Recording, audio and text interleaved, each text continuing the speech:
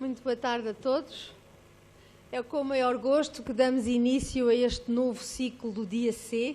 Dia C são conversas sobre conhecimento, ciência, e é com o maior gosto também que tenho aqui connosco hoje o professor João Lobo Antunes, Presidente da Comissão Nacional de Ética para a Ciência da Vida, que nos honra com a sua estima e com a disponibilidade que sempre tem tido para colaborar com a ciência viva.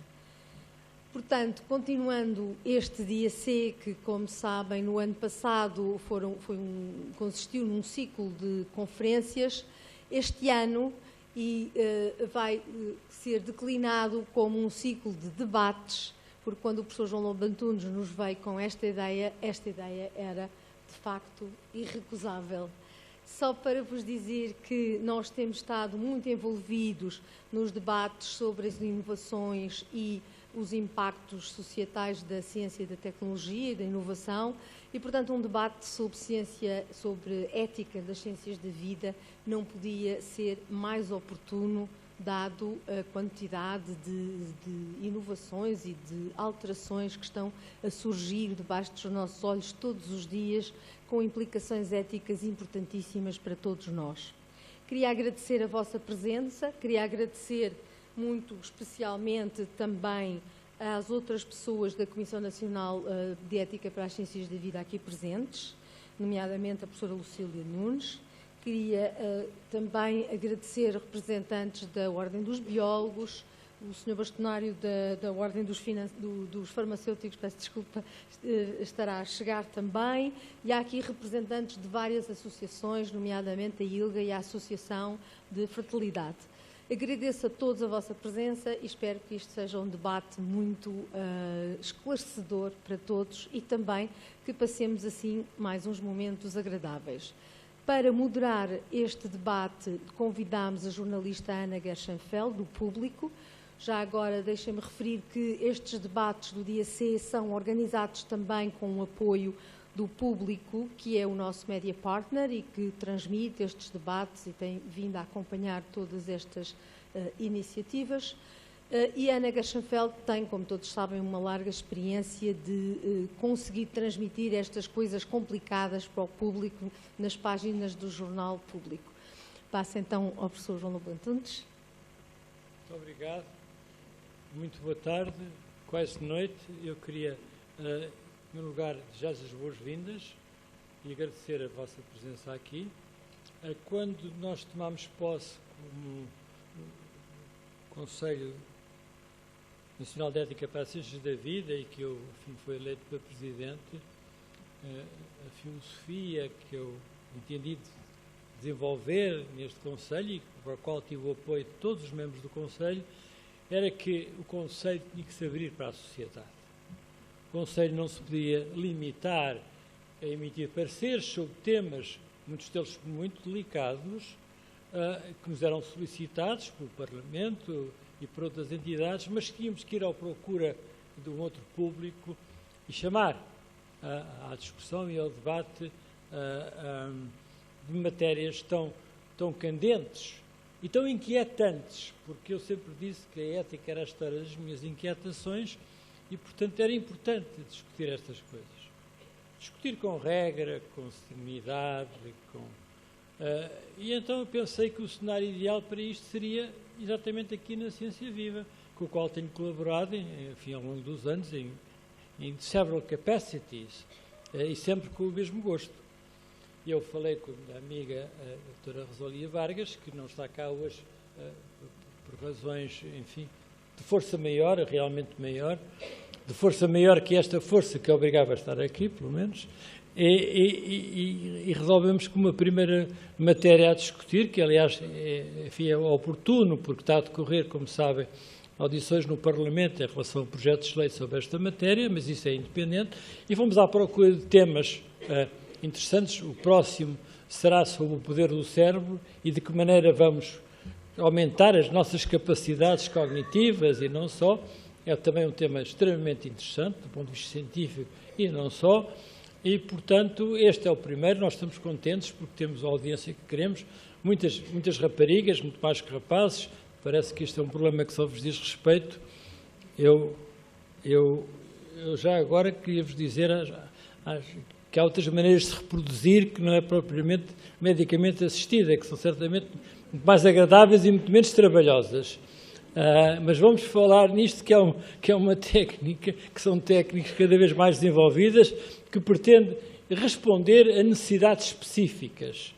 E nós temos a fortuna, temos hoje connosco, além da Ana, para dirigir o debate. A Ana é uma das mais ilustres jornalistas científicas desta terra, que tem tido um papel fundamental na literacia científica do povo português, juntamente com outros, um dos quais está aqui nesta plateia, e temos connosco o professor Miguel Oliveira da Silva, que é um especialista, é um ginecologista mais que obstetra, que foi presidente do Conselho de Ética anterior, e a doutora Paula Martinho da Silva, que é de facto uma jurista com especial interesse nesta área, que por coincidência apenas também foi presidente do Conselho Nacional de Ética e sob cuja presidência eu servi como membro do Conselho.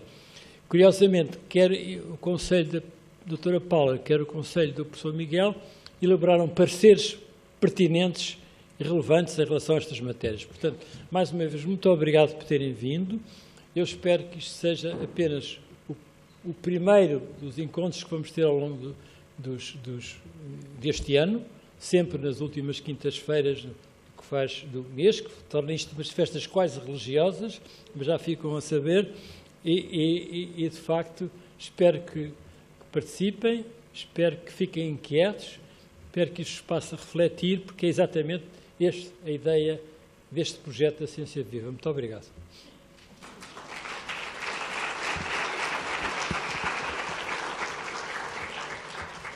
Muito obrigada. Vamos só ver um pequeno teaser sobre este assunto e depois a seguir então eu pedia à Ana Gershenfeld que subisse para o palco.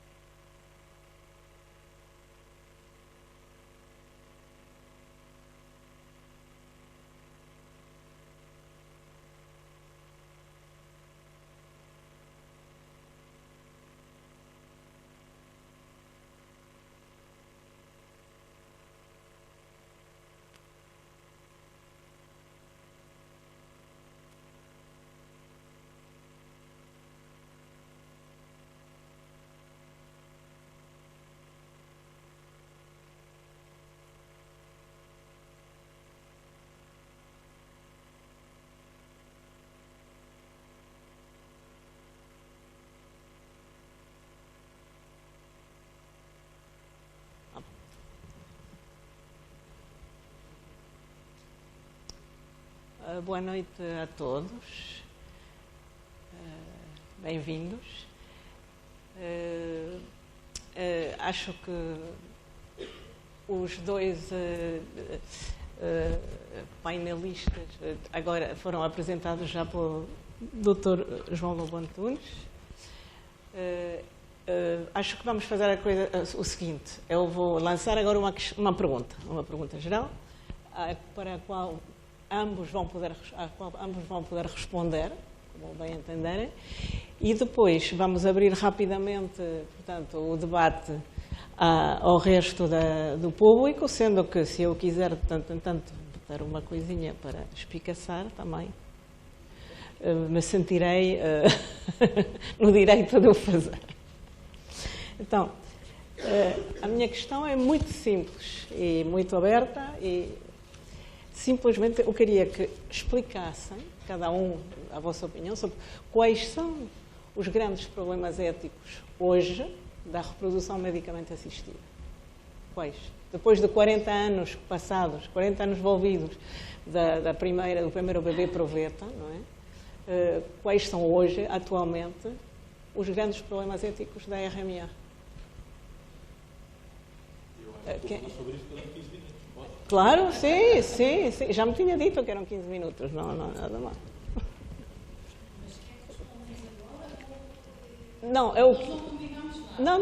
Cada um, como são os dois oradores principais que vão responder, cada um tem 15 minutos agora para responder a isso. E depois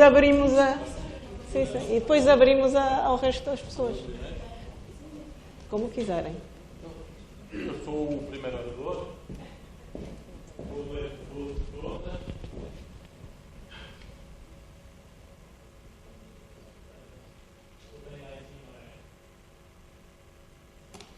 Obrigado. Queria, em primeiro lugar, agradecer ao professor João Lobo Antunes, queridíssimo professor Lobo Antunes, a quem devo tanto, nunca lhe saberei dizer o que lhe devo, nem lhe agradecer 1/10 do que lhe devo, e é com todo o gosto que aqui estou. Muito obrigado. Agradeço, obviamente, aos organizadores da Ciência Viva, aos meus colegas de painel, a doutora Paula Martinha Silva, a doutora Ana Gerschenfeld. Vou falar 15 minutos, não mais. E vou tentar, neste meu percurso, como obstetra, ginecologista, homem que vê grávidas todos os dias, com muito gosto, algumas cuja gravidez resultou de procriação medicamente assistida, a maioria delas de gravidez, enfim, espontânea, fazer uma brevíssima resenha histórica, 5, 6 minutos, 4, 5 minutos, situação atual em Portugal, portanto, respondendo um bocadinho ao repto da moderadora. Sei que isto é um debate para conversas e para conferências. Vou tentar ser propositadamente polémico, que também não é muito difícil para quem me conhece, e começo nos 100 anos do meu querido amigo Virgílio Ferreira, por citá-lo. A história do homem é a história das suas utopias. Nós sabemos que as utopias muitas vezes levaram às suas maiores perversões. E a situação geral da procriação medicamente assistida é, de facto, uma história basicamente de sucesso. Dizer a um casal heterossexual que não pode ter filhos, olha, afinal vocês vão poder ter um filho.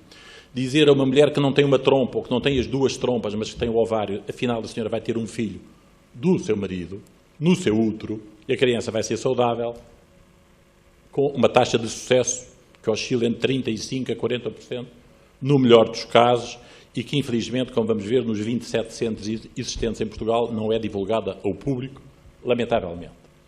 É um avanço científico brutal que permite que nós, profissionais de saúde, pessoas em geral, não é preciso ser médico ou biólogo, tenham um melhor e maior conhecimento sobre a saúde reprodutiva, permitindo ultrapassar algumas doenças, alguns limites, e com coisas que eram impensáveis há 30 anos saber, como já vou dar um exemplo.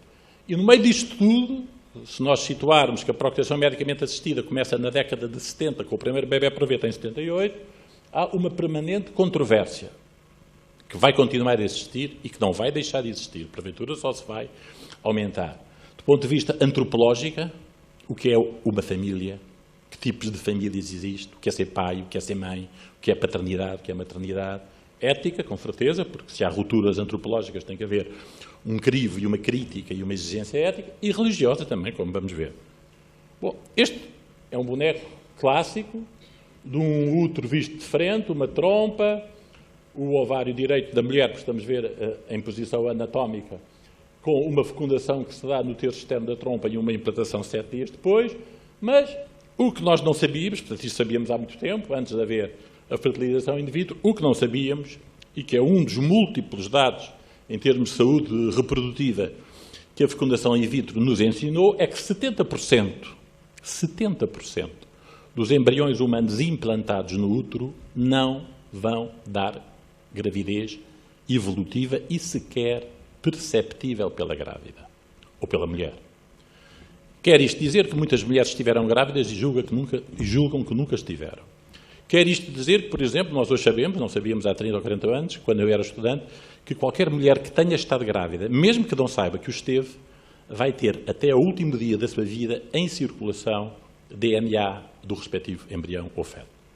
São dados que, evidentemente, não nos podem deixar de fazer pensar. E, desde logo, com múltiplas questões que se põem do ponto de vista ético e que foram colocadas com muito mais assinto e, digamos, dificuldade pela procriação medicamente assistida a partir dos anos 70. Um embrião numa placa de Petri, que é um objeto redondo de vidro, onde se põe um meio de cultura com açúcares, aminoácidos e sais minerais, e se junta um óvulo, depois da ovulação, com o espermatozoide, e temos a fecundação in vitro, porque a placa de Petri é de vidro. Um embrião numa placa de Petri é igual a um embrião dentro do útero, sendo certo que até hoje nenhum embrião humano se transformou em pessoa humana fora do útero. Isto é, o estatuto ontológico moral de um embrião numa placa de Petri ou congelado, há dezenas de milhares de embriões congelados em Portugal, azoto líquido a menos 196 graus, é igual ao estatuto do embrião in utero viável, que vai nascer 38 semanas depois, em princípio. A primeira fertilização in vitro ocorreu em 78 e representou, de facto, uma ruptura brutal. Pela primeira vez, o homem como co-criador, como diz Karl Rahner, um famoso teólogo, é capaz de criar um embrião numa placa de Petri, Patrick Steptoe e Robert Edwards, e o primeiro bebê nasce sem que antes não tenha havido feroz oposição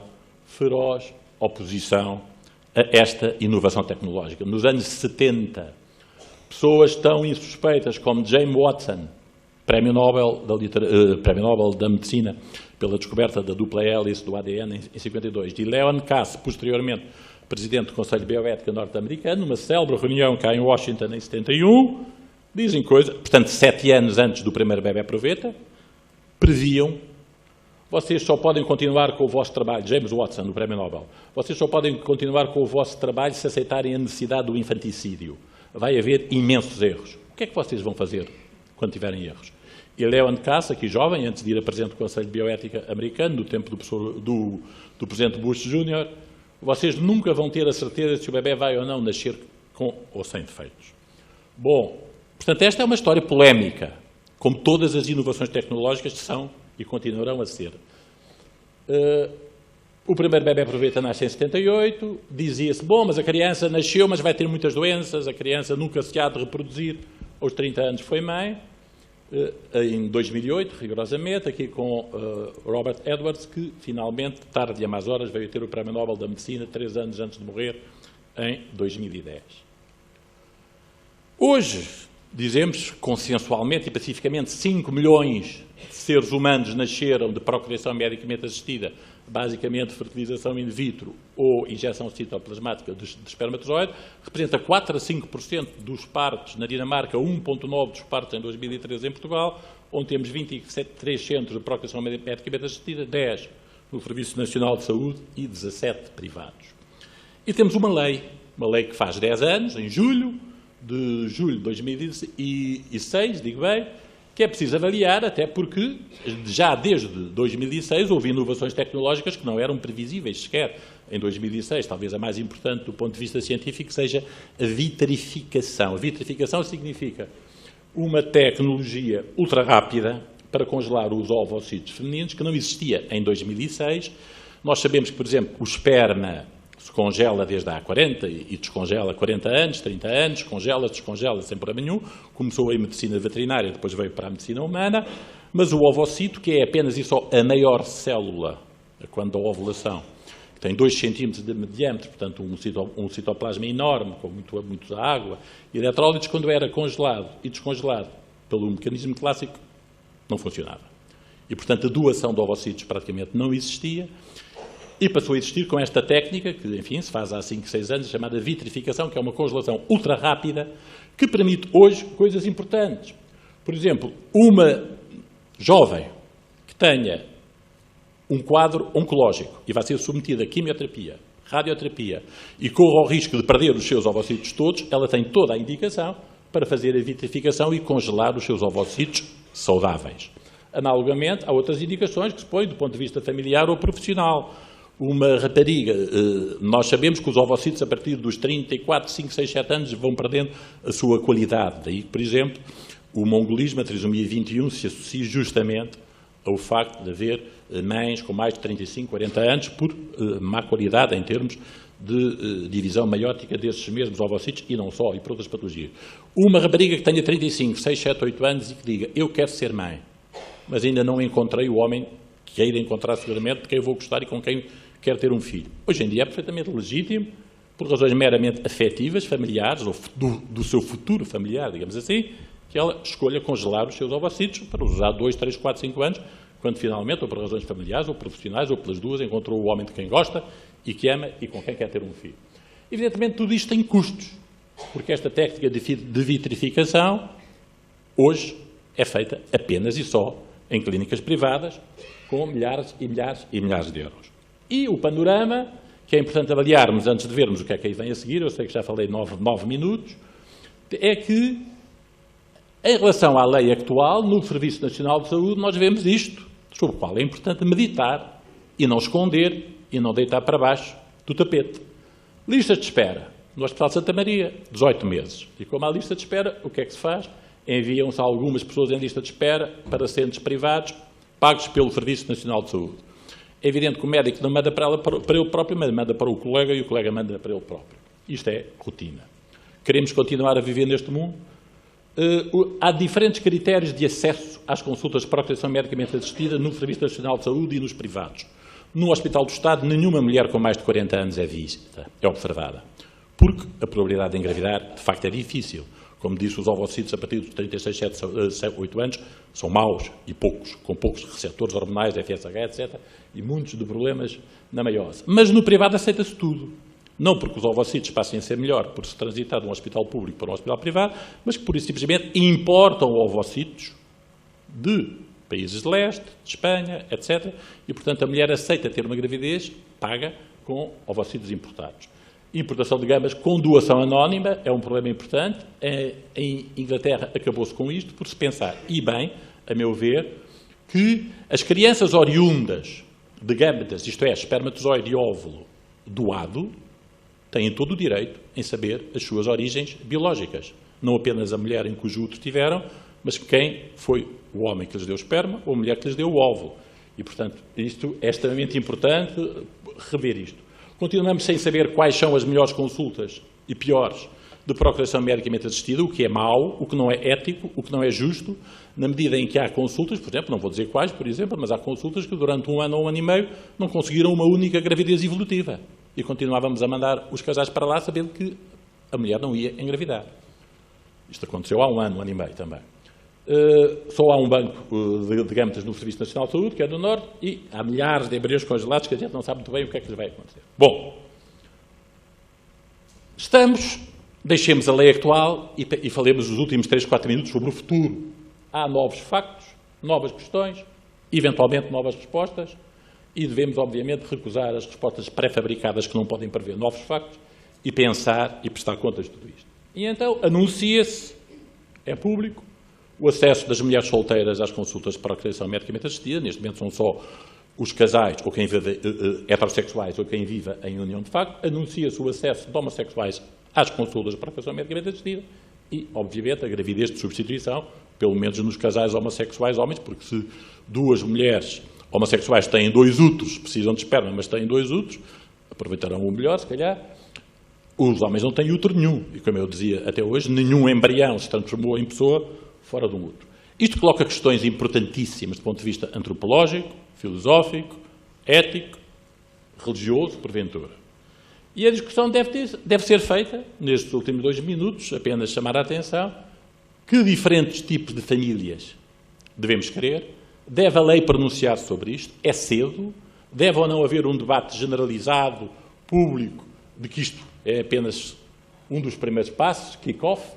O que é que conhecemos sobre as crianças educadas por casais homossexuais, por exemplo, na sequência da adoção? Há estudos incompletos, até aos 12, 14 anos, com casuísticas de dezenas de casos, noutras realidades. Como costuma dizer Diego Gracia, um grande bioeticista espanhol, há factos novos. Estes factos têm valores subjacentes que importa explicitar e debater sem pressas, e daqui decorrem deveres.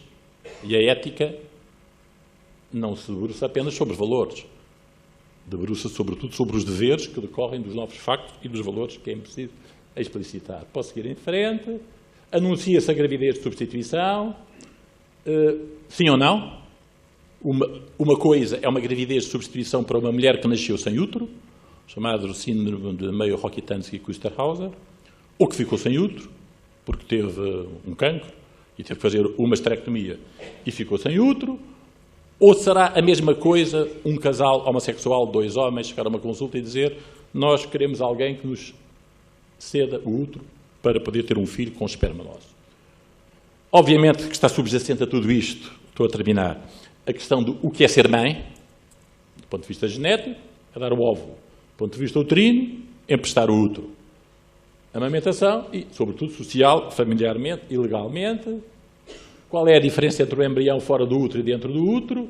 A mãe não é um contentor, espero que nunca haja contentores uterinos onde se possa ter uma criança e, portanto, também faz muita coisa ao feto, além do contexto emocional, bioquímico, metabólico, imunológico, hormonal, genes, que regula, que ativa, que desativa, é um bocadinho o início de uma epigenética ainda intrauterina. Portanto, não é indiferente para nós o útero onde fomos gerados. E se por hipótese absurda eu tiver um embrião numa placa de Petri, tiver a mulher A e B e tiver a hesitar onde é que o vou pôr, a criança, a pessoa, o ser humano que vai nascer não é o mesmo, nem do ponto de vista emocional, nem bioquímico, nem imunológico, nem hormonal, nem genético sequer, conforme a mulher onde vai ser gerado. E estamos um bocadinho com Platão na República, desconfiar-se-ia que fosse possível o que dizemos. E ainda que isto se realizasse, não se acreditaria que tal fosse a melhor maneira de o fazer. Luís Archer, presidente do Conselho Nacional de Ética, é o terceiro, estamos 2 vivos, ele infelizmente já é falecido. Uma criança poderia assim ter 3 mães, a genética, no sentido do óvulo, gestacional e a social. Esta fragmentação da maternidade acarreta inúmeros problemas éticos, sociais e legais. Esta senhora pensa o oposto. Elisabeth Badinter, num livro de 1966, Fatalium 6, L'amour en plus, ela diz que esta história do amor materno é uma criação que tem 200 anos no Ocidente e, basicamente, é o penúltimo slide, em Portugal, na minha opinião, há uma contradição insanável. Todos querem ter um filho biológico. Os heterossexuais, os solteiros e os homossexuais. Nos heterossexuais ele é 100% biológico, do casal que o vai educar, nos outros será 50%, nos solteiros, nas famílias monoparentais solteiras, nos e nas homossexuais, com recurso à gravidez de substituição. Portanto, há aqui uma importância brutal de os pais quererem, porventura por razões de manter a sua descendência, perpetuar a sua presença neste mundo, mito da transcendência, eternidade, manter a sua biologia no filho que vão ter e que vão educar. Mas não se reconhece este direito às crianças, o que é absolutamente chocante. E então continuamos com a doação anónima de gametas em Portugal, apesar de, surpreendentemente, não há esperma suficiente em Portugal. Não há óvulos suficientes em Portugal. mas importam-se, não se sabe muito bem porquê. Continuamos com a doação anónima numa assimetria chocante, a meu ver, entre direitos de pais e direitos de filhos. Pensa-se de mais nos pais, de menos nos filhos, a meu ver. E este é mesmo o último slide. O que é que eu gostaria que se discutisse prioritariamente em Portugal, também em 2006? Acabar com a doação anónima de gametas. Acabar, ou pelo menos reduzir significativamente tempos de espera no privado, no público, desculpem, isto é uma gralha, que só favorece o privado, é o acto falhado. Acabar com a referenciação do Serviço Nacional de Saúde para o privado. Haver uniformidade de critérios dentro do Serviço Nacional de Saúde, como é. Porque é que uma mulher com 40 anos ou mais não é aceita no Serviço Nacional de Saúde, mas já é aceita no privado. Haver um acesso real ao banco de gametas, a vitrificação estar ao acesso de toda a gente. Haver no Conselho Nacional de Procriação Medicamente Assistida saber como é sua obrigação legal, O que é que se passa com as crianças oriundas de procriação medicamente assistida? Como é que se explica que em Portugal, tendo tido o primeiro bebé prevento em 1986, da equipa do professor Pereira Coelho, um futebolista conhecido, o Carlos Saleiros, isto é público, não, eu não aqui o diria, ex-futebolista, como é que é possível que em Portugal até hoje não haja um só estudo sobre as crianças oriundas de procriação medicamente assistida? Está-se à espera de quê? E, obviamente, que tudo o que se anuncia não venha a aumentar a diferença no acesso e iníqua entre os centros privados e o Serviço Nacional de Saúde e que, por absurdo, se legalizarmos o acesso de solteiros, de homossexuais às consultas de procriação medicamente assistida, isso não seja, por absurdo, uma forma de aumentarmos o recurso aos privados, contrariamente ao Serviço Nacional de Saúde. Ou então as regras que fiquem muito claras. O que é mais importante num centro, numa consulta estatal? Aceitar um casal heterossexual ou um casal homossexual? Eu sei que falei quase 20 minutos, peço desculpa. Muito obrigado pela vossa atenção.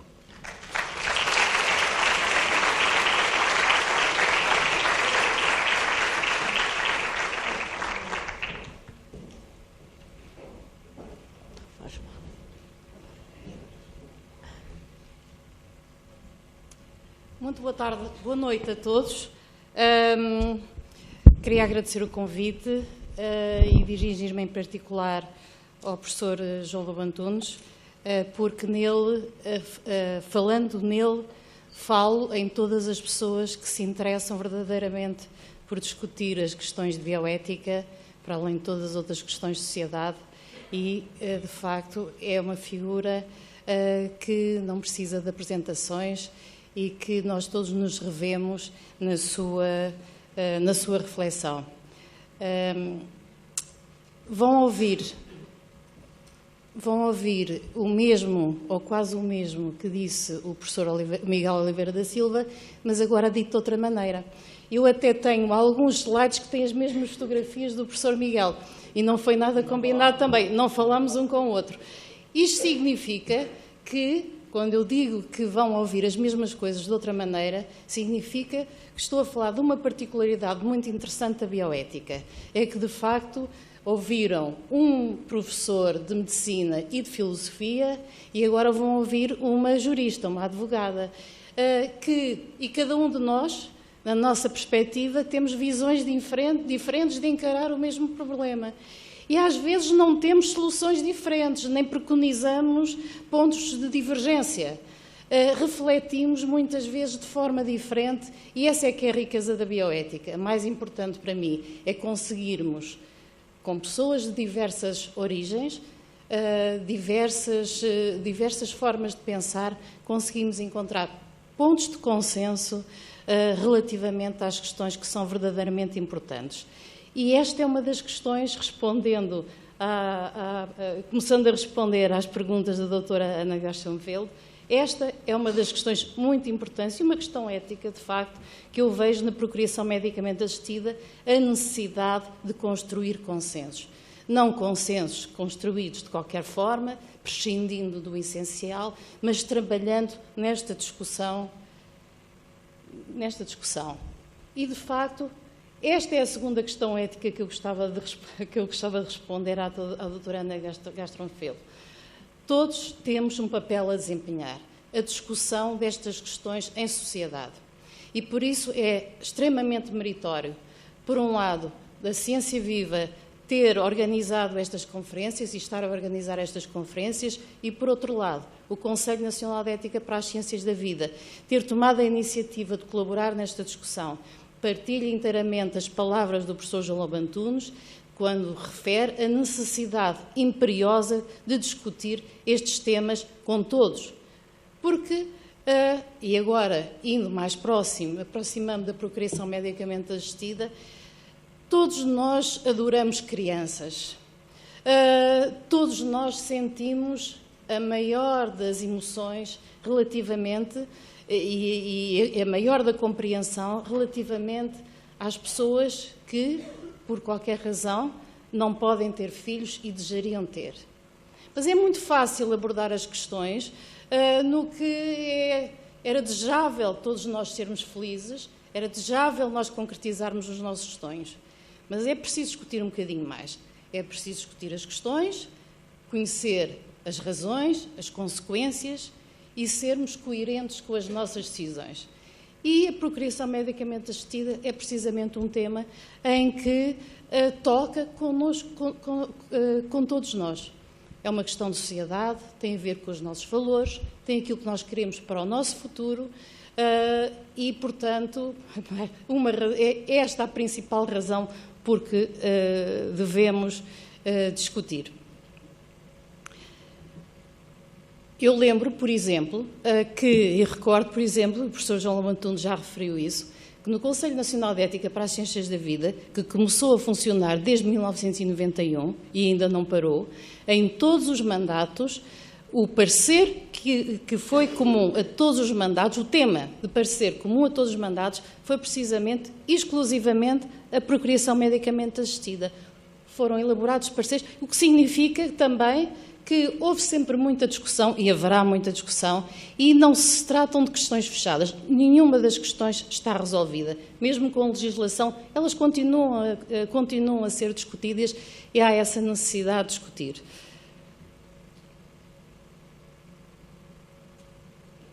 Perdão. Porque não se trata, o professor Miguel já referiu nisso, não se trata de uma questão que toca a meia dúzia de pessoas. Estes dados de 2014 dizem-nos que, desde 1978, que foi o ano em que nasceu o primeiro bebé fruto de técnica de procriação medicamente assistida, na altura chamava-se procriação artificial, que é interessante porque era tão extraordinário que as pessoas ficaram assustadas. Já nasceram 5 milhões de bebés em todo o mundo. E neste momento já nasceram muito mais, obviamente. Em Portugal, estes dados constam no site do Conselho Nacional de Procriação Medicamente Assistida relativamente ao relatório de atividades de 2013 e referem-nos que nesse ano nasceram 2.091 crianças através das técnicas, com recurso às técnicas de procriação medicamente assistida. Portanto, não estamos a falar de coisas simples que só acontecem aos outros, que nunca nos vão tocar a nós. Tratam-se realmente de questões muito importantes. Esta fotografia é a mesma que o professor Miguel trouxe. E porquê? Vou já passar ao slide seguinte e vou-vos perguntar o que é que acham, qual é a relação que existe entre a Lovely Louise, este slide, e aquele anterior. Claro, já todos adivinharam. A Lovely Louise é nada mais nada menos que aquela senhora, eu não sei apontar isto com o ponteiro, aquela senhora que tem o bebê ao colo. Portanto, é a Louise Brown, que nasceu em 1978 e é efetivamente o primeiro bebê, o chamado bebê proveta que nasceu. Ao lado está a mãe, ao lado está Robert Edwards, um médico que utilizou a técnica, e ao colo da Louise Brown está, curiosamente, o seu filho, que nasceu não por técnicas de procriação medicamente assistida, mas por reprodução natural. E então, relativamente, porque que já foi aqui explicado, a técnica surgiu porquê?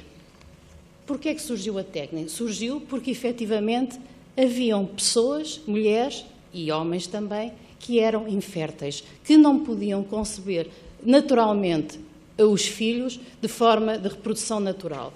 E então, o primeiro destino das técnicas foi precisamente, e o destino principal e focal das técnicas de procriação medicamente assistida, foi precisamente fazer face a um problema de fertilidade. E, portanto, dar resposta a esta questão. Queremos ser pais. A Louise Brown e o seu marido queriam ser pais e não podiam por uma questão médica. Queriam ser pais naquele momento. Mas, claro, as técnicas evoluem e as pessoas começam a pensar: mas podemos utilizar as técnicas para fazer face a uma infertilidade presente, por que não utilizá-las também noutras situações? Esta é outra das grandes questões das técnicas, não só de procriação medicamente assistida, mas da própria técnica em geral. E então começou-se a perguntar, e se nós podemos utilizar as técnicas agora, porquê é que não podemos se quisermos ter filhos mais tarde? Ou então, uma mulher sozinha também disse, eu também quero utilizar as técnicas porque quero ser mãe. Quero ser mãe, quero utilizar um dador de sêmen anónimo e quero ter o meu filho quando me apetecer. E depois vieram outras pessoas dizer que nós não podemos ter filho, duas pessoas do mesmo sexo, por exemplo, mas queremos ter um filho. E ele é possível utilizando as técnicas de procriação medicamente assistida. E então aqui começam todas as questões. A partir do momento em que começamos a pensar nas possibilidades de utilização de uma técnica, e todas elas são possíveis, nós começamos a ver novas situações que, acompanhando a evolução das técnicas também, vão suscitando cada vez novas questões. E então, falamos, por exemplo, em criopreservação de gâmetas, ou congelamento de ovócitos ou sêmen, para ser mais simples, em adiar a procriação, na inseminação pós-mortem, no recurso a dador masculino, o recurso a dador feminino, recurso a dador feminino e masculino, maternidade de substituição, criopreservação de embriões, diagnóstico genético pré-implantação, doação de gâmetas ou de embriões, a investigação em embriões, e, isto só para dar alguns exemplos, e de facto nós chegamos a uma questão que está na base de qualquer legislação sobre procriação medicamente assistida e que está na base da grande discussão que está a haver neste momento em Portugal relativamente às alterações à lei da procriação medicamente assistida. Eu escolhi precisamente alguns dos temas mais polémicos e que são objeto precisamente, estão a ser objeto de revisão neste momento para que nós possamos estar mais ao corrente da discussão, por um lado, e, por outro lado, para provocar um bocadinho a vossa curiosidade. E, de facto, a grande questão, a questão de onde tudo parte, é sobre a admissibilidade das técnicas. As técnicas de procriação medicamente assistida são um método subsidiário e não alternativo de procriação. Este é o que diz a lei e é o grande princípio da lei da procriação medicamente assistida. O que é que quer isto dizer? Uma coisa muito simples. Não existe, normalmente, um leque de escolhas que nós possamos dizer, não, eu quero ter um filho através de procriação medicamente assistida. Eu sou fértil, o meu marido é fértil, mas por alguma razão, já vamos discutir, não queremos utilizar os métodos naturais. Então, vamos escolher aqui uma técnica, a técnica que mais se adequa, e vamos utilizá-la. Isso é que se chama o método alternativo às técnicas de procriação medicamente assistida. Subsidiário quer dizer que só é utilizado quando não existe outra possibilidade natural. E a nossa lei também diz, mediante diagnóstico de infertilidade. Portanto, a razão que justifica a utilização das técnicas é precisamente o diagnóstico de infertilidade. Há algumas exceções que a nossa lei já contempla, porque lá está, começou-se a perguntar. Mas se existem situações em que é possível, através das técnicas, evitar uma doença grave, o risco de transmissão de doenças de origem genética, por que é que nós não as deixamos de utilizar? Não existe uma questão de infertilidade. Mas existem razões que são tão significativas que justificam abrir uma exceção para a utilização das técnicas. E por isso a nossa lei contempla precisamente tratamento de doença grave, risco de transmissão de doenças de origem genética, risco de transmissão de doença de origem infecciosa ou outras.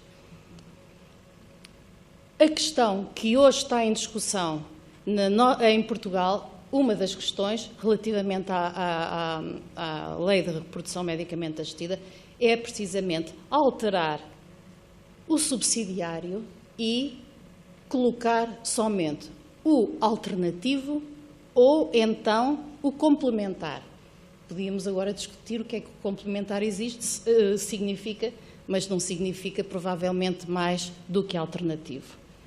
E então abrir-se, retirar-se as exceções e o princípio ser alterado, precisamente, permitindo que as técnicas de procriação medicamente assistida sejam acessíveis independentemente da razão médica que está subjacente.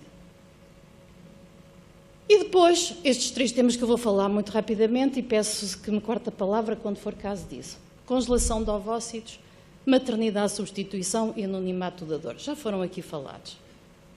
Congelação de ovócitos, por que é que trouxe? Porque é precisamente um dos exemplos que costumam ser utilizados quando nós queremos falar em uso das técnicas como um método alternativo.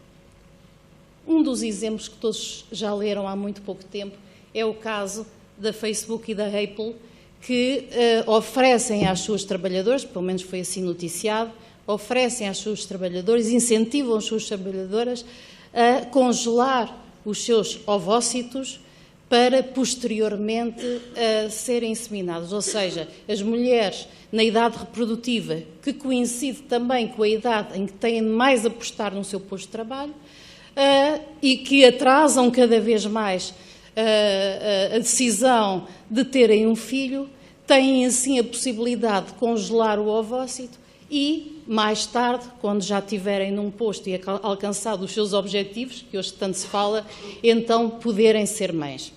É claro que as mulheres não são inférteis, nem quando forem inseminadas com os seus óvulos são inférteis. Este é um dos exemplos que efetivamente ilustra o alterar, no fundo, a alteração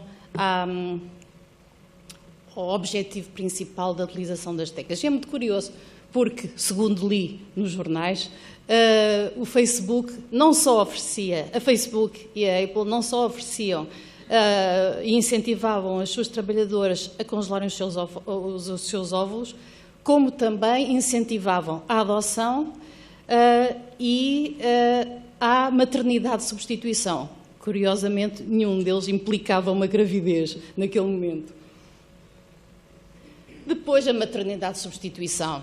Esta questão, que é muito interessante, a doutora Ana Garstenfeld estava-nos a perguntar qual era a evolução da discussão ao longo dos anos.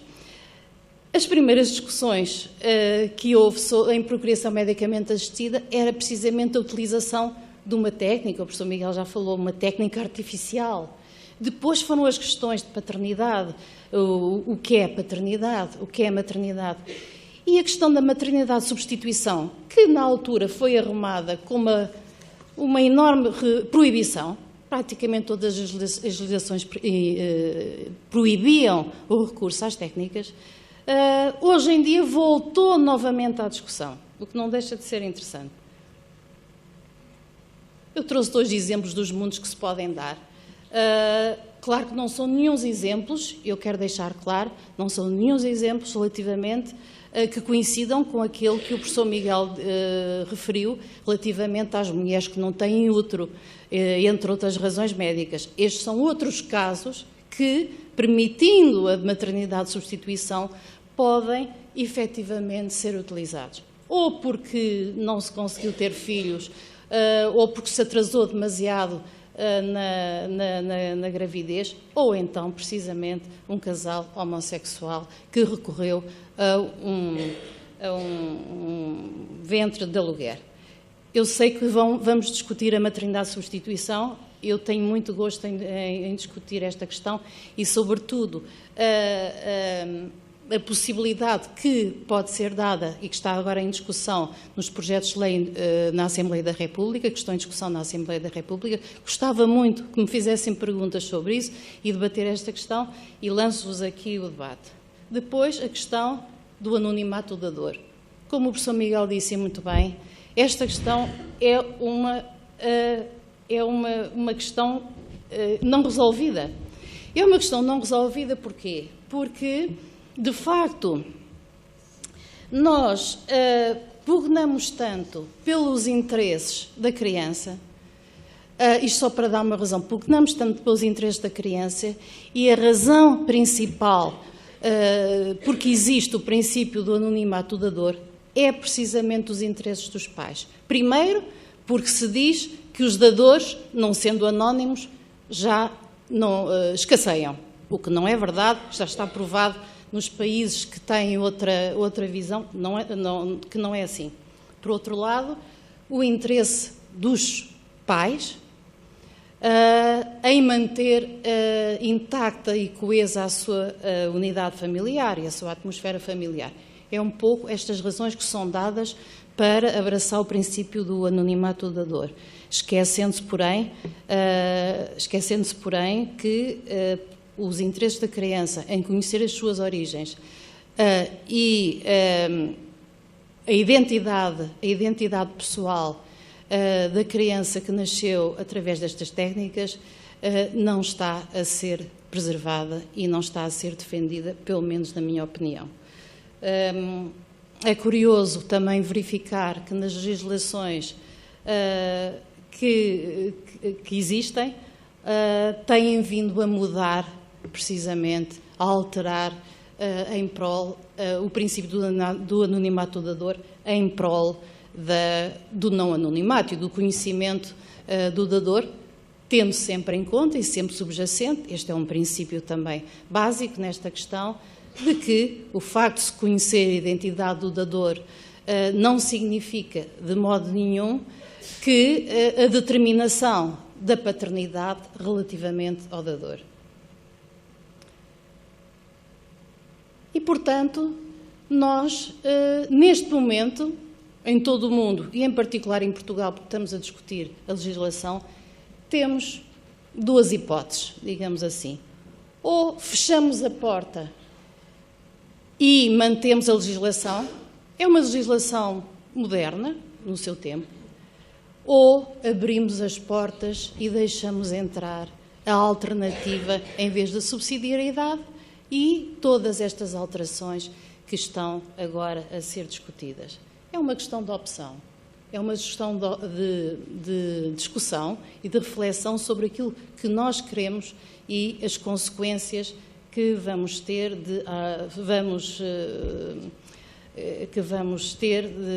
relativamente a estas alterações, sendo certo que, no meio destas duas portas, os interesses da criança a nascer deverão ser sempre e sempre preservados. Muito obrigada.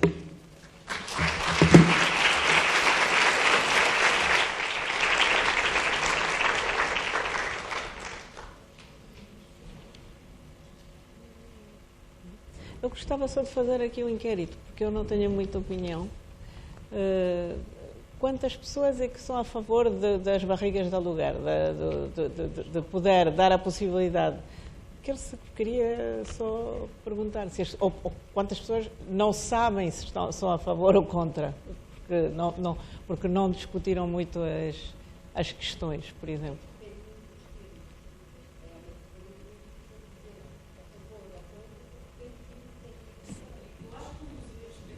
Sim.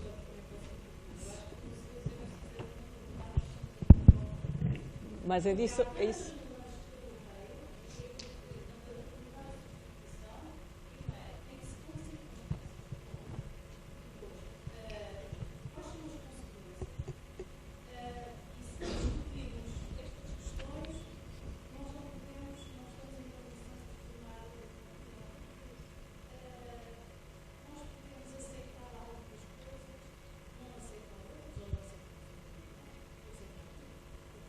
Sim, mas o que eu quero dizer é quantas pessoas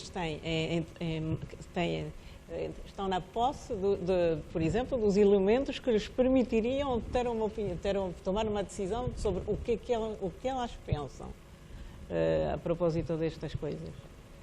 Por exemplo, fala-se agora, a anonimidade do dador é claramente uma coisa que está resolvida, por exemplo, nos casos da adoção. Ou uma criança adotada tem todo o direito, quando faz 18 anos, de saber quem são os seus pais. Apesar de... Como? Uma criança adotada aos 18 anos. Não, uma criança adotada em bebê...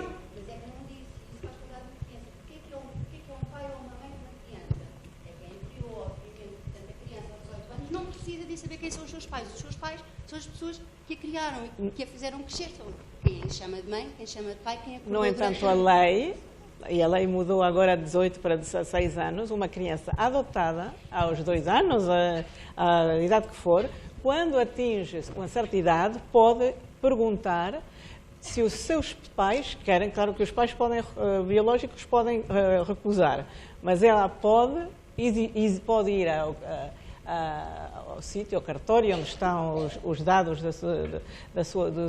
sobre os seus pais e exigir que lhe seja revelada, ou pelo menos exigir um contacto, não é? Mas, ok, podemos falar de pais biológicos, sim. É uma questão de linguagem que está a levantar. Claro, sim, é disso que se trata, conhecer, mas aqui é a mesma coisa, as origens são as origens biológicas.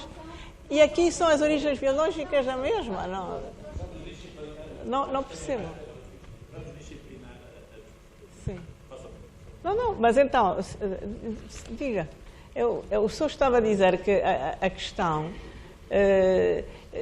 aqui também é de conhecer os pais biológicos. Os pais da criança são de quem criou a criança, não é? Quem quis ter a criança e a criou. Mas, no entanto, coloca-se a questão do anonimato do dador. Esta questão do anonimato do dador foi estudada em Inglaterra. Há um relatório fantástico do tagardeiro do National Council of Bioethics há uns anos.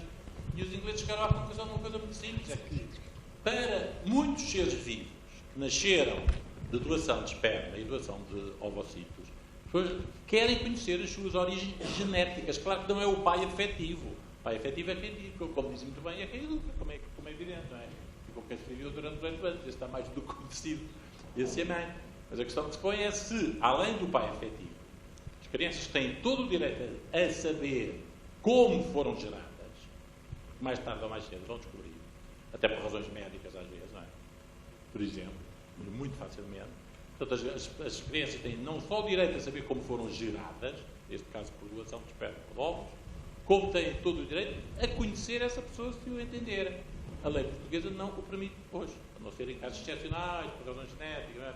Está previsto na lei igual, mas isto não é por casos excepcionais, é por rotina e não por exceção.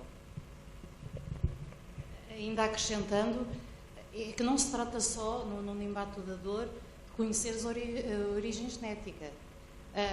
Porque, conhecendo a origem genética, não se conhece a identidade propriamente, como é que se chama aquela pessoa, como é que se chama o progenitor. Portanto, é mais do que conhecer a identidade genética, porque há legislações que permitem só conhecer a identidade genética, é também a questão de saber se é possível conhecer a identidade pessoal. Porque, reparem, isto não tem nada a ver, a questão de conhecer a identidade do dador não tem nada a ver com reclamar direitos de paternidade e de maternidade, no caso da doação de ovócitos. Porque a legislação é clara, todas as leis são claras relativamente a esta questão. Não há quaisquer direitos, não há determinação de filiação. É precisamente reconhecer um direito à identidade pessoal, na minha perspectiva, que contempla precisamente o direito da pessoa a conhecer a identidade de quem está na sua origem. É tão simples como isso. Aliás, não é uma imposição. As legislações que permitem um conhecimento da identidade do dador não obrigam ninguém a ir procurar. Mas eu recordo, por exemplo, que estava a falar em França, quando foi nos casos célebres do accouchement-sur-X, em que as mulheres podiam dar à luz nas maternidades, não revelando a sua identidade. Há muitos casos em França, e já há casos judiciais também relativamente, paralelamente com as crianças nascidas de procriação medicamente assistida, em que as pessoas procuram precisamente obrigar a que o Estado permita o acesso a esses dados, porque consideram que efetivamente faz parte da sua identidade pessoal. Não sei se fazer uma intervenção então breve. O meu nome é Paulo Corte Real, sou da Liga Portugal, entre outras coisas, mas fiquei agora muito curioso com as intervenções, nomeadamente da doutora Paula Martins da Silva. Há muitas coisas para dizer, mas em relação a esta questão do anonimato do doutor em particular, porque disse que era jurista, não é? E, portanto, é nessa qualidade que, obviamente, fala. E sabe bem como se estabelece a parentalidade em Portugal, não é? Nomeadamente, conhece a presunção da paternidade, não é? Conhece que o direito da família está estabelecido dessa forma, não é? Presume-se automaticamente quando uma criança nasce num casal de sexo diferente. Sim, sim. Portanto, quando num casal de sexo diferente, à partida pressupõe-se, não é, que pai será o marido da mãe ou a pessoa que, enfim, portanto, é uma presunção, não é? Não há nenhuma garantia.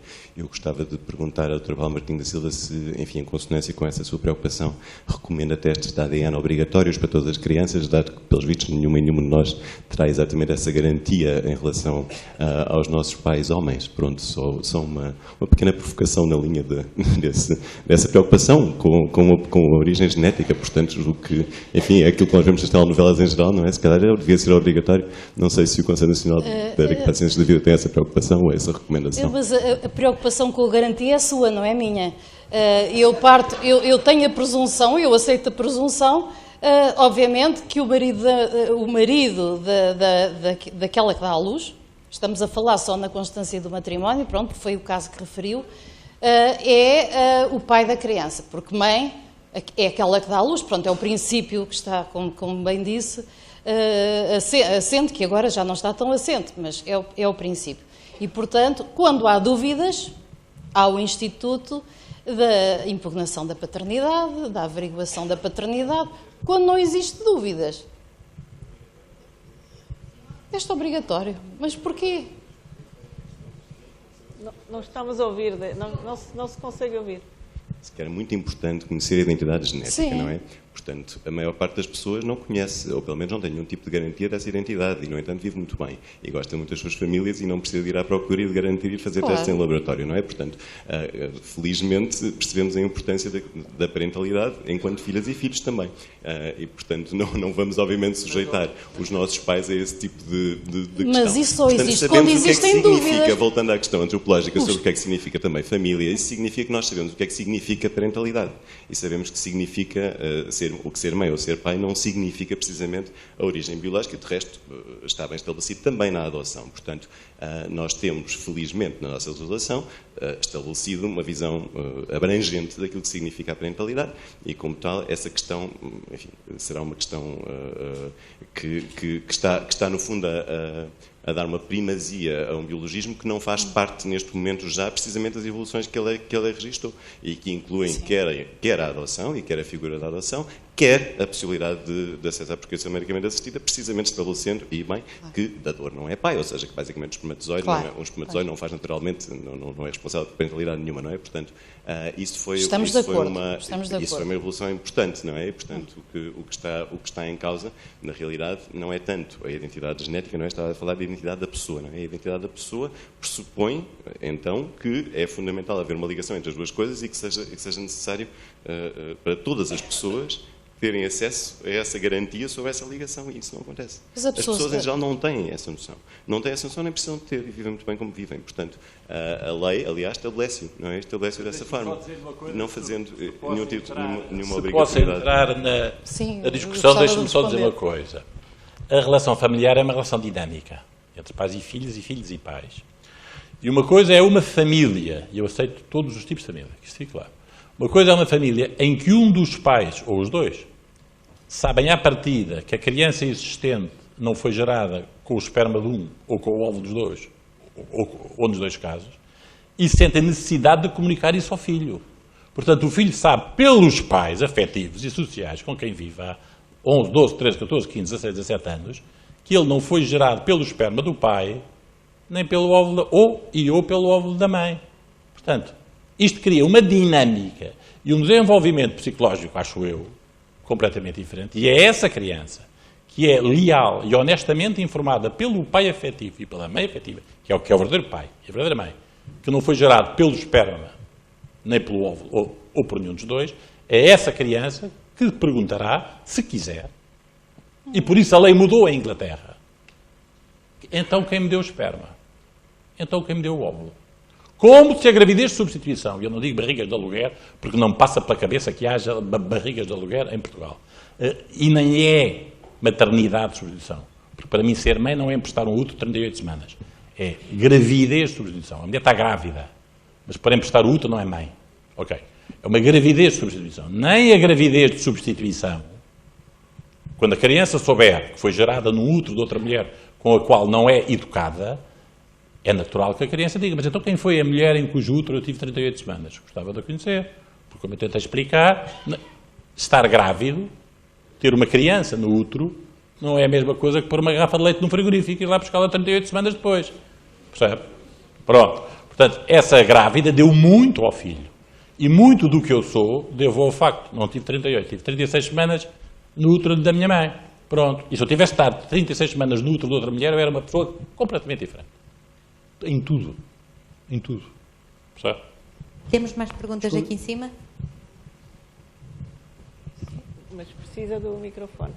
Sim. Mas há alguém, se calhar, antes. Boa tarde, eu sou Ana Oliveira, sou psicóloga, trabalho há 16 anos num programa de doação de ovócitos, trabalho no aconselhamento e avaliação de dadoras, ou seleção de dadoras, e no aconselhamento aos casais que recorrem também à doação de óvulos ou de esperma. Estou surpreendida pelo facto de se estar a falar em termos absolutos do anonimato em Portugal, porque a Lei 32 de 2006, no artigo 15.3, diz que as crianças que nasceram com recurso à doação de gametas têm direito a saber de impedimento a projetado casamento, mantendo-se a confidencialidade acerca da identidade do dador, exceto se expressamente o permitir. E o consentimento informado das dadoras tem uma linha onde, e é um dos meus trabalhos, discutir com as dadoras o que é que implica estar a dar esse consentimento. Ou seja, se elas aceitarem, as crianças, se os pais lhes contarem, têm direito a saber quem foi o dador.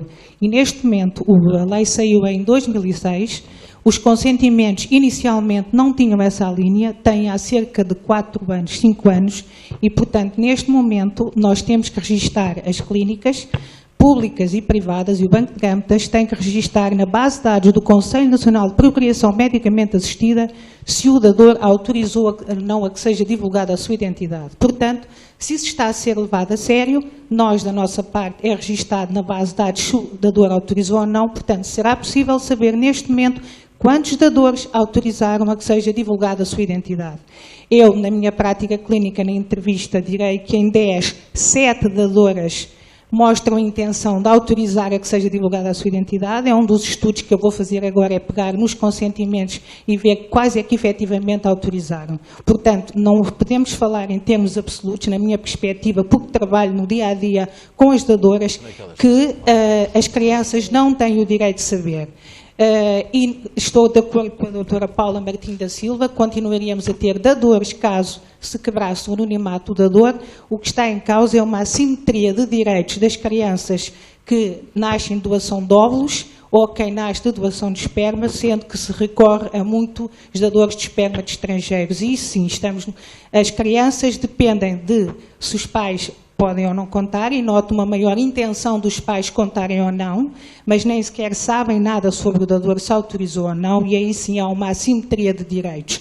Agora, se estiver a ser levado efetivamente a sério, neste momento o Conselho Nacional de Procriação Medicamente Assistida saberá dizer quantos dadores autorizaram a que seja divulgada a sua identidade. Era só isto.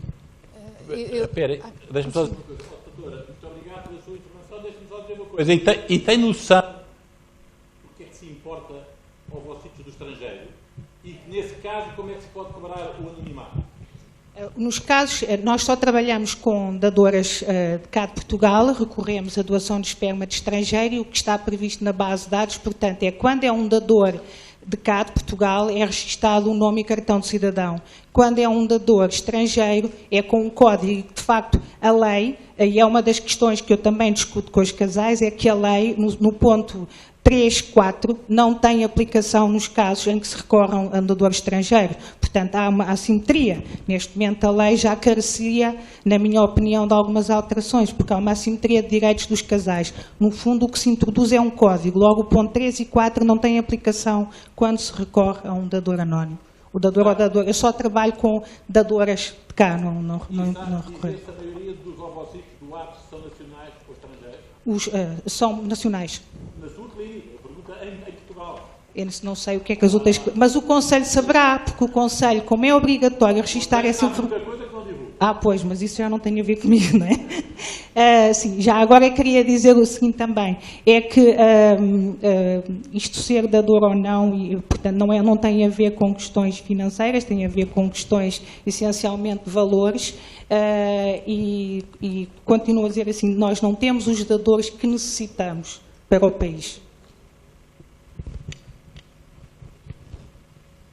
Eu agradeço muito a sua intervenção porque é uma perspectiva que eu não conhecia e que de facto vai para além do que diz a lei. De facto a lei expressamente veda a identificação do dador e só em casos muito excepcionais é que permite, através de uma ação judicial, penso eu, conhecer a identidade, em casos especialíssimos. Portanto, o princípio é precisamente o da confidencialidade relativamente à identidade do dador. Mas acho muito positivo, até por uma questão simples, é que a lei pode mudar e é uma questão de prevenção relativamente ao futuro. E, de facto, relativamente à justificação que muitas vezes é dada de que se não houvesse anonimato do dador, os dadores não existiam. Existem estudos, efetivamente, feitos no primeiro país, incluindo no primeiro país em que abraçou essa legislação, que é a Suécia, em que, de facto, se verifica que nos primeiros anos houve uma fuga de dadores, mas que depois, passado poucos anos, como se sabe, entrou na rotina, digamos assim, e as pessoas sabem perfeitamente e têm perfeita consciência que, efetivamente, podem ser identificadas. Curiosamente, o que esse estudo indica é que houve uma redução de jovens dadores, de estudantes, e houve um aumento de dadores de idade mais adulta, digamos assim, o que também não deixa de ser interessante, mas era só uma parte. Aqui o doutor Antunes quer... Posso? Ana Maria Figueiredo, sou curiosa. E queria que a doutora jurista me dissesse também. Na gravidez de substituição, uma grávida, se depois de dar à luz sentir, porque eu já li no jornal, mas não sei bem como é em Portugal, o que é que a lei diz, sentir ou quiser ficar com a criança, o que é que a lei diz sobre isso? Não pode? A lei neste momento, a lei que está em vigor neste momento, que é muito interessante relativamente à maternidade de substituição, porque a lei tem um artigo com as proibições, proibida a clonagem, salvo erro, uma série de coisas. E depois, noutra disposição à parte, diz que são nulos os contratos celebrados com vista à maternidade de substituição. Na leitura que eu faço, nem sequer há uma proibição rotunda, porque não está elencado no elenco de proibições tal qual. Mas, de facto, podemos dizer, em traços gerais, que não é permitida a utilização da maternidade, não é permitida a maternidade de substituição em Portugal. Porém, em certos países que são ainda uma minoria em que é permitida, eu estou a circunscrever-me ao espaço europeu, vamos verificar diferentes legislações relativamente a esta matéria. Se, por um lado, a Inglaterra, por exemplo, que está muito regulada, eu estou a falar um bocadinho de cor, mas em Inglaterra há um período de 6 semanas. Portanto, a criança que nasce é filha da mulher que dá à luz. E tem um chamado período de reflexão durante 6 semanas, fim das quais pode decidir entregar a criança àquilo que se chama hoje, agora não me lembro do nome, intentional father and mother, intentional parents. Portanto, há uma outra categoria recentemente criada para designar os pais daquela criança, que são os pais intencionais, provavelmente porque não se conseguia encontrar uma fórmula para o dizer. Portanto, a mulher pode optar ou entrega a criança aos pais intencionais ou pode decidir ficar com ela, e é ela a mãe da criança. Na Grécia, pelo contrário, há uma espécie de adoção pré-natal por parte dos pais intencionais, se queremos traduzir para português, em que imediatamente a criança que nasce é registada em nome da mãe intencional, chamemos assim para exemplificar. E, portanto, vamos ver que nas legislações que permitem, existem diferentes formas de interpretar. E isto tem, na minha perspectiva, pode ter consequências muito consideráveis e são diferentes visões, lá está, do que se entende por maternidade. Completamente diferentes. E há uma questão muito interessante, por exemplo, que se coloca na Grécia, que é, por exemplo, tendo por pressuposto que a mãe não é aquela que dá à luz, mas a mãe, do ponto de vista legal, pronto, chamemos assim para simplificar, mas sim a mãe intencional, quem decide, por exemplo, sobre uma interrupção voluntária da gravidez? É uma questão que se coloca com a lei grega.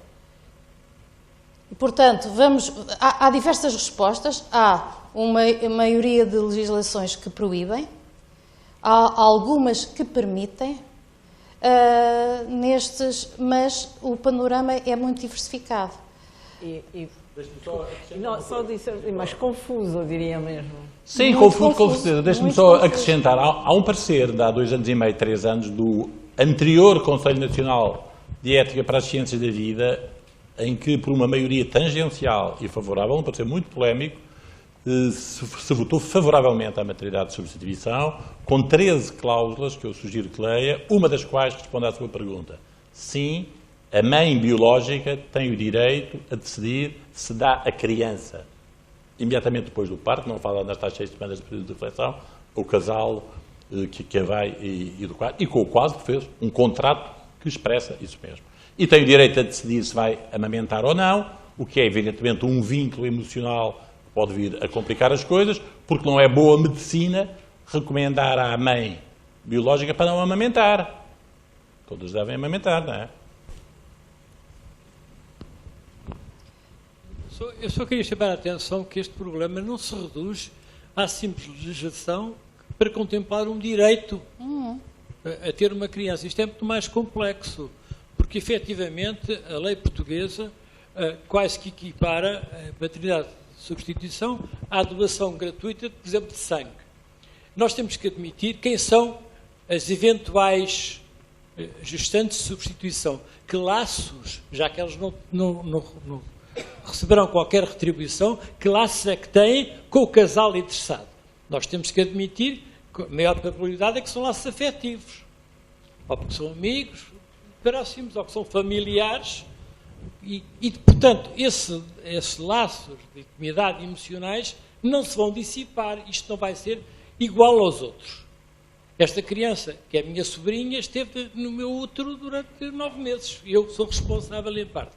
Porque é difícil conceber que haja um número significativo de mulheres que generosamente o façam. Pode suceder, mas não responde às necessidades eventuais. Isto é uma questão que eu acho que é complexa. Em segundo lugar, aquilo que se passa, quem é que garante que a gestante de substituição tem em conta o melhor interesse da criança, vai ter um compromisso nessa maternidade que lhe obriga a não fumar, a fazer exercício, a se mexer, etc.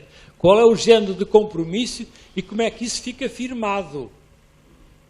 Se é apenas boa vontade ou qual é o tipo de responsabilidade? Depois há isso que o Miguel disse, que é chegar ao fim da gravidez, então afinal vou ficar com a criança. E vamos supor que fazem um mapa cromosómico e descobrem que a criança tem um síndrome de Down. Tem uma trisomia do cromosoma 21. A opção, em gestação noutras condições, é interromper a gravidez ou aceitar a criança como está. Ou que tem um meningomielocele, que é uma doença congénita.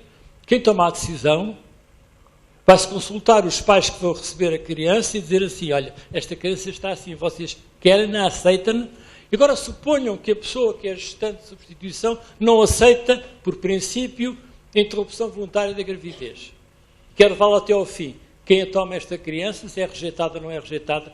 Eu sou enunciar uma série de questões desta natureza, porque isto é que é a realidade, não é uma discussão abstrata do que é o direito de um e o direito do outro. Portanto, quando nós, e no Conselho atual, estamos presentemente a meditar nisto, isto tem que entrar tudo na equação. Porque quem protege o melhor interesse da criança? Isso é que está em causa também. Isto não é só trazer uma criança ao mundo. E a amamentação é outra questão, quer dizer, chegar ao fim e dizer assim, o interesse da criança é que seja amamentada. Ou podem arranjar uma ama, lá poder podem. Mas não é a mesma coisa, em termos de imunidade, etc., se for amamentada pela sua mãe biológica. Eu trago estes pontos só para se perceber que esta matéria é muito mais complexa do que a simples discussão jurídica de direitos e deveres.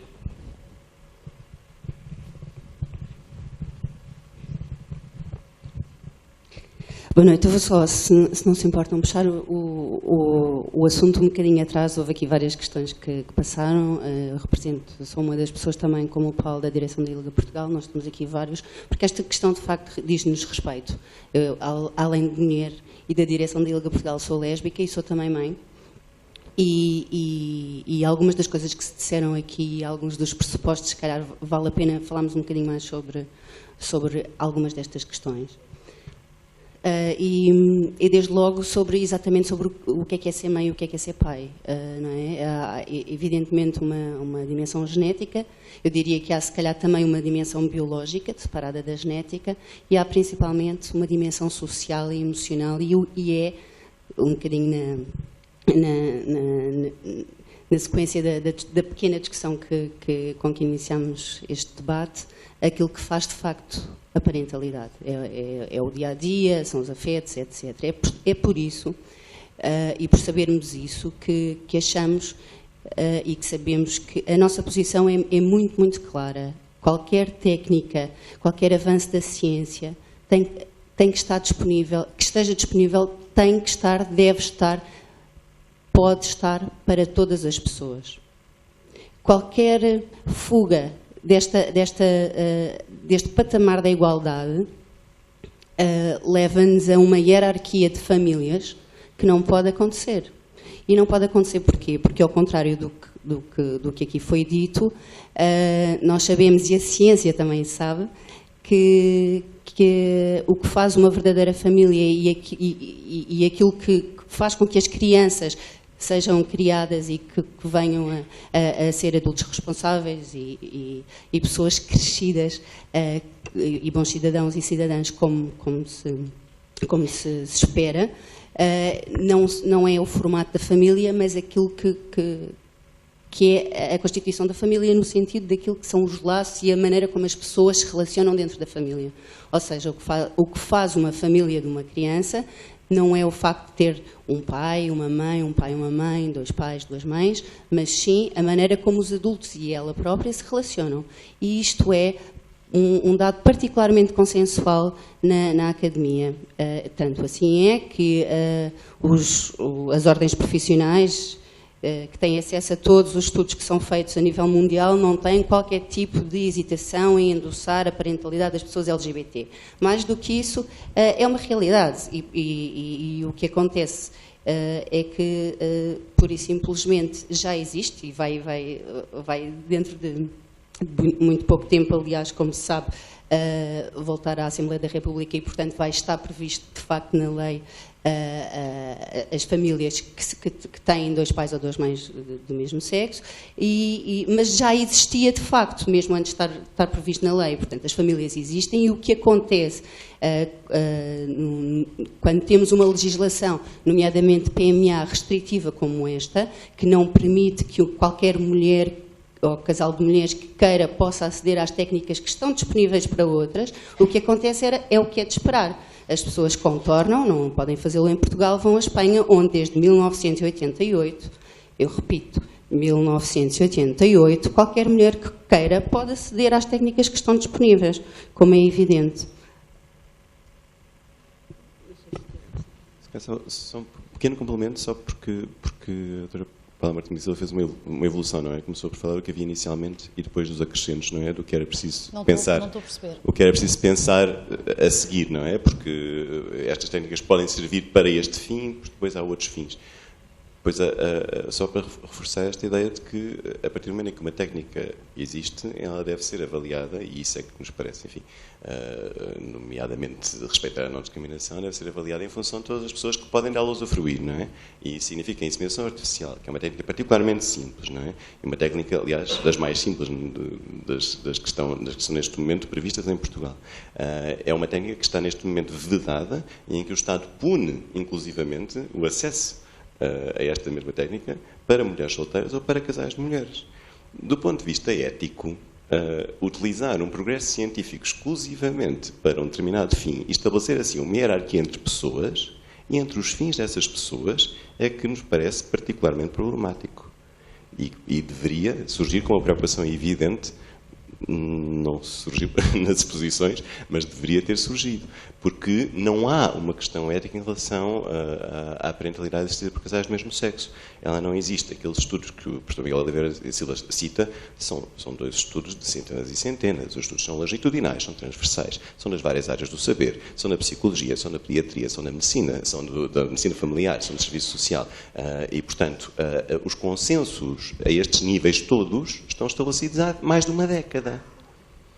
Há posições há mais de uma década. Portanto, neste momento, aquelas questões não são questões... Há muitos estudos, e desde aí muitos mais houve, não é? E muitos houve antes também. Temos todo o gosto em partilhar as referências bibliográficas que temos, porque é importante contribuir para o progresso, de facto, da ciência, e que estas posições são tomadas, enfim, detendo, de facto, esses vários consensos e tendo bem presentes esses consensos.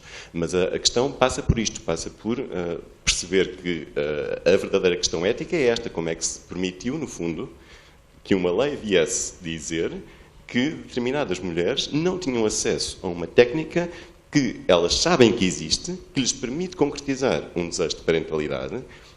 Porquê? Porque não se pensou que elas existiam. Porque não se pensou sequer nos casais de mulheres, desde logo. A lei é feita sistematicamente no pressuposto de que as pessoas não existem ou de que são menos importantes, não é? Ou não passa pela cabeça, ou quando passa pela cabeça, passa com esta noção, não é? Portanto, a hierarquia, um bocadinho como a hierarquia depois no Serviço Nacional de Saúde. Não pode haver hierarquia no Serviço Nacional de Saúde, é evidente que não pode haver hierarquia.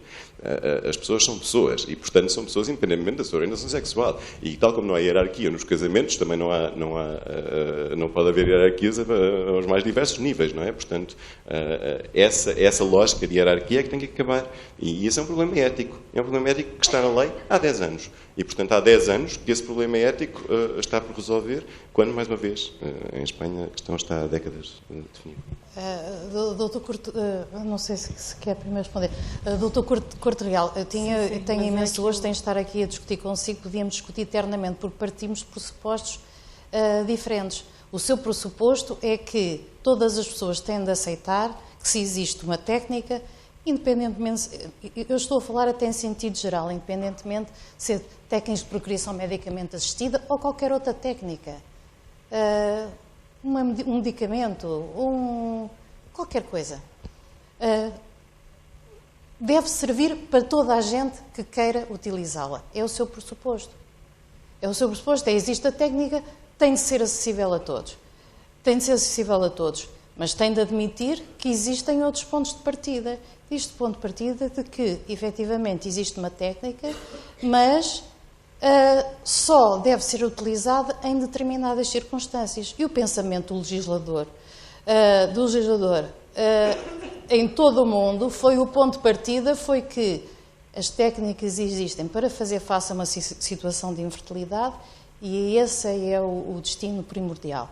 Obviamente que elas existem, e obviamente que, como já nós ambos expusemos, acabam por abrir exceções e agora quer-se fazer a regra, mas estamos a partir de pressupostos diferentes, em que existe no seu pressuposto toda a gente pode utilizar sem haver uma limitação e sem serem adequadas as circunstâncias.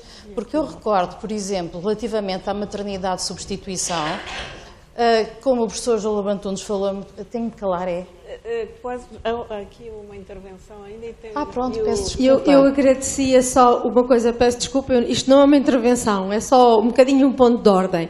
É que são 9 horas, eu sei que a discussão está a ser muito interessante e muito viva e que de certeza que há imensos temas ainda para abordar. Portanto, o que eu iria pedir era, da parte do público, intervenções muito sucintas, não são intervenções, aliás, são perguntas sucintas e concretas. E da parte dos nossos especialistas que tentassem fazer respostas o mais brevemente possíveis. Eu adorava estar aqui até à meia-noite, mas, quer dizer, é melhor não. Perguntas, quem é que quer, aliás, se calhar seria melhor pedir mais, por exemplo, 5 perguntas e encerrar aqui, porque senão não é mesmo, peço desculpa, mas não é mesmo possível. Portanto, 5 intervenções. Aqui alguém 1, 2, 3, 4, 5, pronto. Estamos mesmo na conta. Não sei quem é que estava primeiro. Ok. Rita Ascenso, muito boa noite, muito obrigada pela oportunidade de estar aqui. Estava a falar de pressupostos e uma das questões que me colocou foi se fosse nascida na Dinamarca e se tivesse vindo a Portugal fazer esta palestra, que pressupostos teria? Em Portugal, o doutor falou que era possível vitrificar óvulos até encontrar o suposto pai, que seria... Até quando é que eu posso esperar? O meu útero não dura para sempre, não é? Em boas condições para ter um filho. E, portanto, até quando é que eu esperaria? Ou será que a legislação, e agora em aberto, será que a legislação vai mudar para eu, em determinado momento, querer ser mãe solteira? Obrigada. Querem responder? Sem ter relações sexuais com homens. Agora, se calhar, já a segunda pergunta, fazíamos as perguntas todas juntas e depois respondemos. Quem é que se tinha identificado? Só uma alteração, uma última questão que se me colocou também. Banco de sangue, banco de medula óssea, banco de células reprodutoras.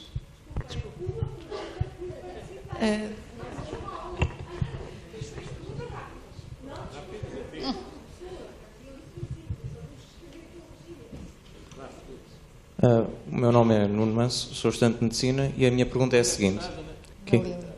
E uma das coisas que eu vejo acerca da procriação medicamente assistida, e que ainda não foi abordada aqui, é a estranheza natural, a desconfiança que há da maioria das pessoas por estas técnicas, e isso passa por grande parte por uma falta de literacia médica.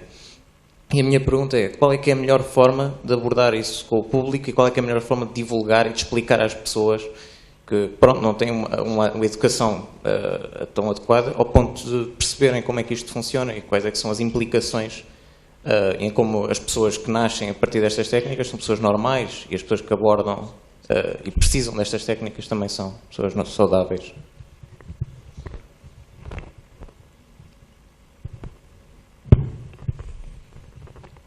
Mais uma pergunta?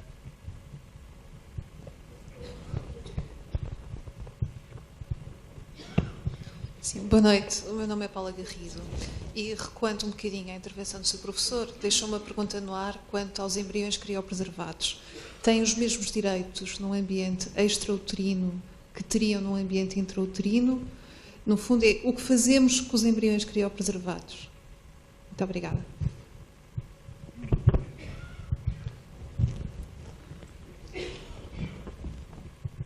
Muito boa noite. O meu nome é Lucília Nunes e eu gostava de colocar uma pergunta, só posso colocar uma questão, porque me parece que pensar e refletir sobre a procriação medicamente assistida não pode estar vinculado apenas a uma dimensão ou de orientação sexual ou de genérico. Eu gostava de ter 2 dados concretos para pensar.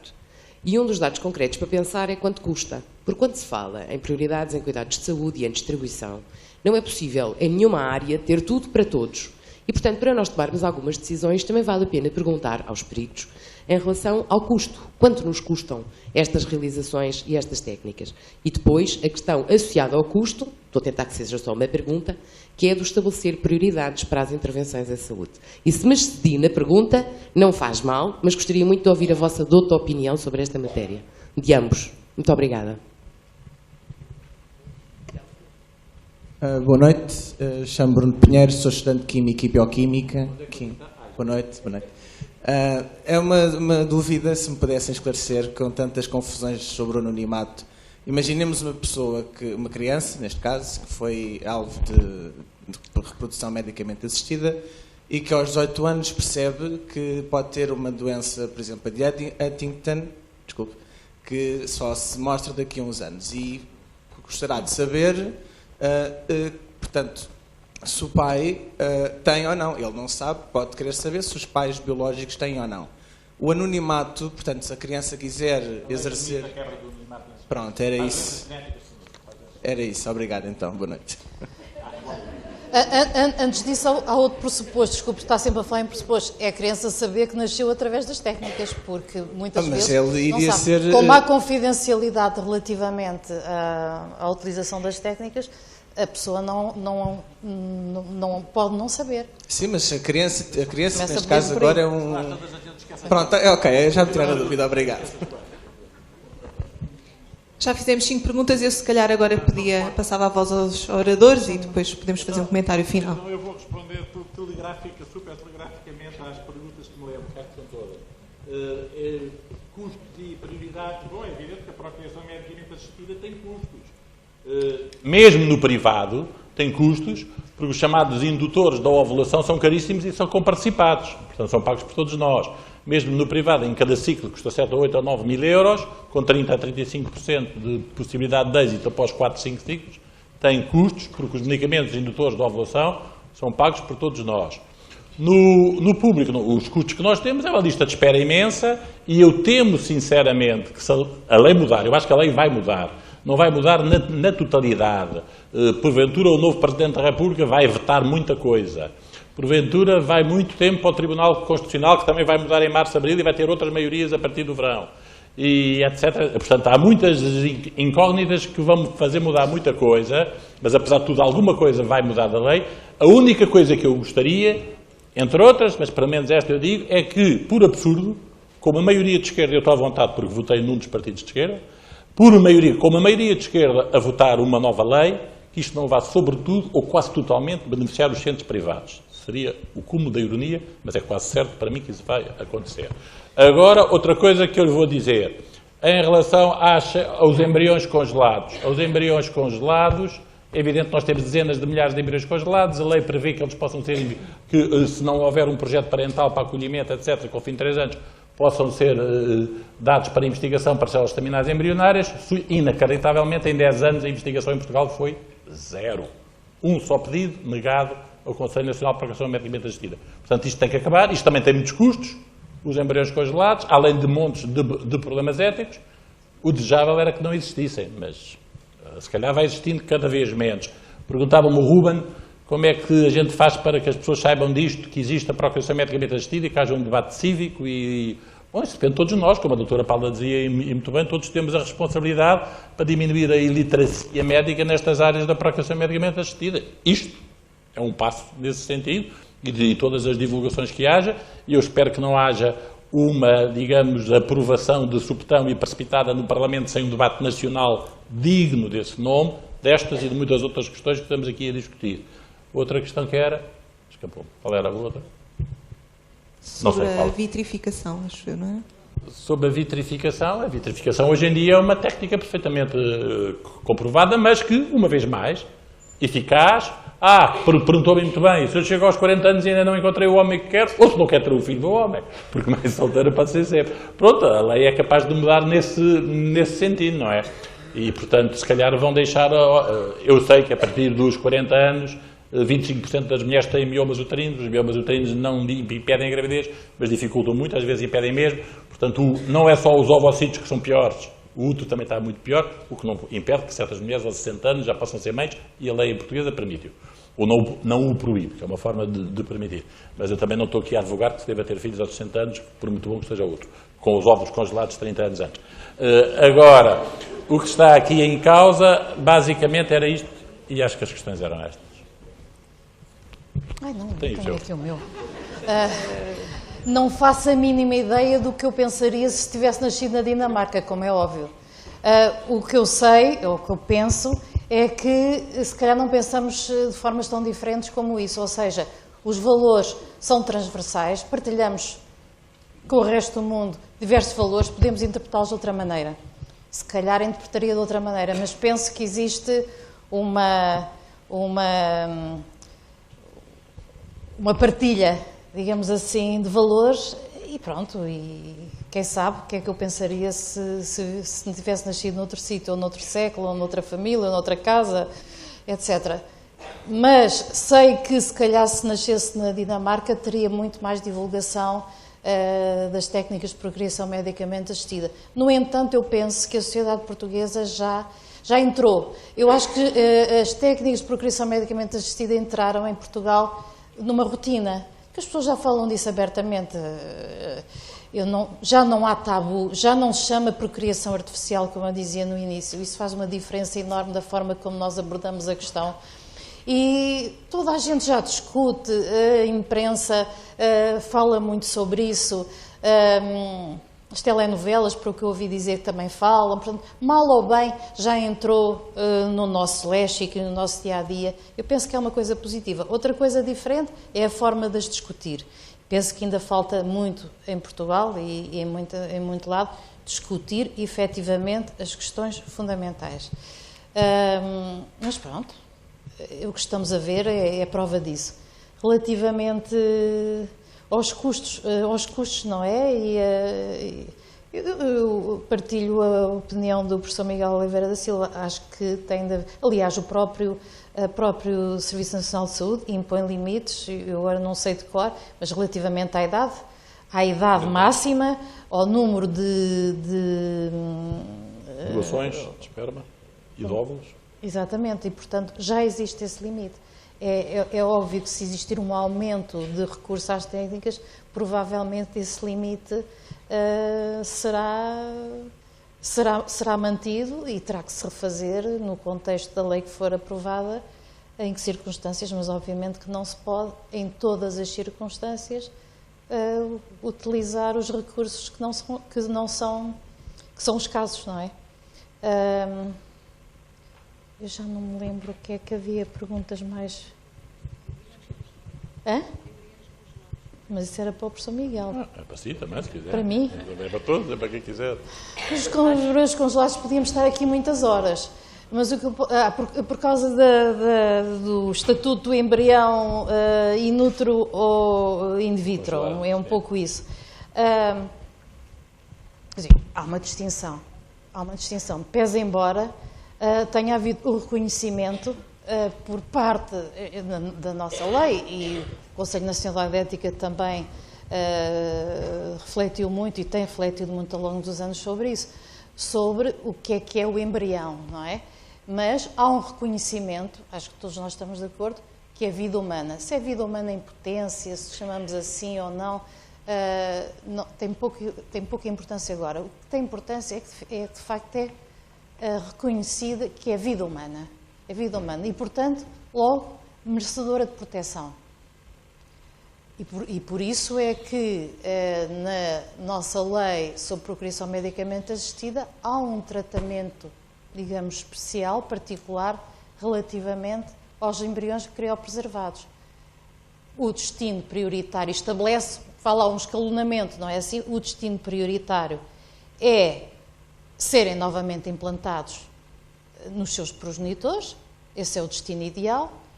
Caso não seja assim, há ainda a possibilidade da adoção embrionária, que eu penso que no nosso país provavelmente é inexistente, é uma prática provavelmente inexistente, e a investigação em embriões. Quando todas estas hipóteses de dar vida ao embrião se esgotam, então há a possibilidade de utilizar na investigação, sendo certo que será menos mal, digamos assim, se queremos falar assim, do que destruir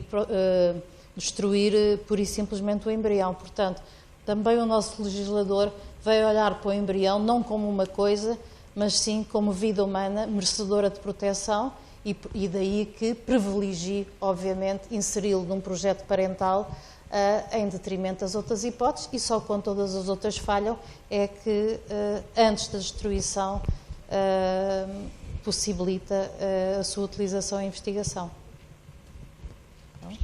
Bom, acho que já ultrapassamos em 20 minutos o tempo que nos era atribuído, portanto, o que posso dizer, se calhar, para concluir, é que acho tudo bastante ainda no ovo, por utilizar uma palavra que está, se calhar, oportuna, e que